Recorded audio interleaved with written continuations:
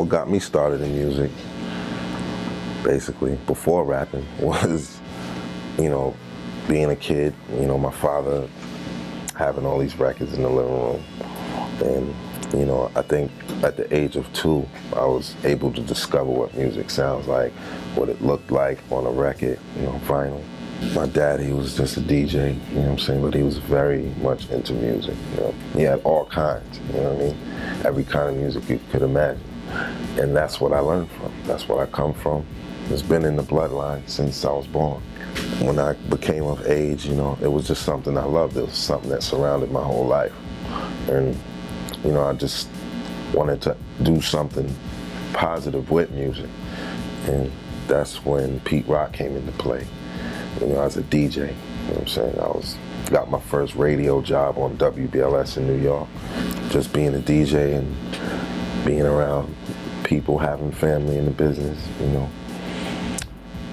Heavy D and the boys, working with those guys closely, you know what I'm saying?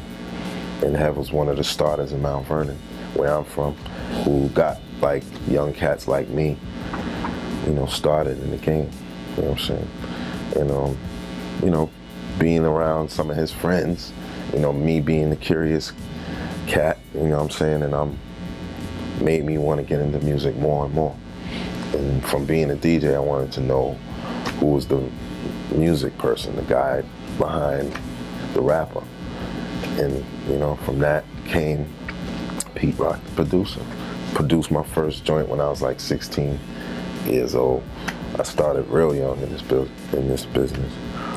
Yo, it was fun, you know what I'm saying? Hip-hop, it was a great opportunity for a young cat as such as myself, you know, coming in the game at that age. You know, things were, you know, were just like fun to me, you know, as far as music was concerned. And then, you know, getting my name known out there in New York, you know, having a radio show on BLS with Marley Marl, you know, who was one of the producers that I listened to a lot, along with like Teddy Riley and Larry Smith, a lot of those guys, you know what I'm saying?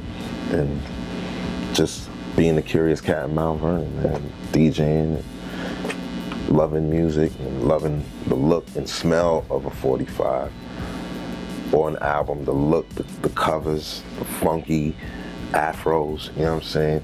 Black people, you know what I'm saying? It was just like, it gives me a high. The first record that gave me that high in hip hop, I have to say, it wasn't really a record, it was tapes I was listening to.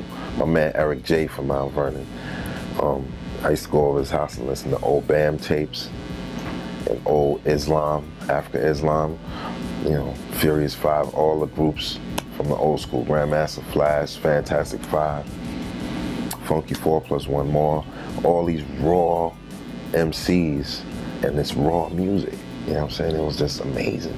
So I learned from that too. That was the first teaching, you know what I mean, of me and of hip hop, me being more into hip hop, knowing who these guys were and what they did for hip hop, which I commend to this day, because without them, we wouldn't have this, you know what I mean? And basically it's like the respect of the music and what they did. They used live band members, and like, you know, some of the 70s records we listen to that we get these breaks and samples from, which is a great big part of hip hop. That's something that a lot of people will always do, you know what I mean? It'll be always a little sample somewhere here and there in a beat.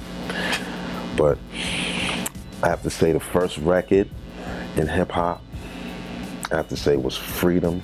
It was a song called Get Up and Dance, and it was a break, but the music was so incredible. And I think I had to been like 7 years old, and I was scratching. That's when I first learned how to DJ, and I was trying to scratch that record, you know what I'm saying? But I practiced and I practiced and I practiced and I learned it. By the time I was 8 years old, people was calling me, yo, that's the little DJ, yo. He's nice, da-da-da-da-da. And so, boom. And then I have to say, the second record was Sugar Hill Gang, Rapper's Delight. I think that's like everybody's record that really open their eyes to hip hop. Then you had Run DMC, groups like that really put it down, like showed you versatility, you know what I'm saying? Mixed like hip hop with rock and all that, you know what I mean? That was my second teaching.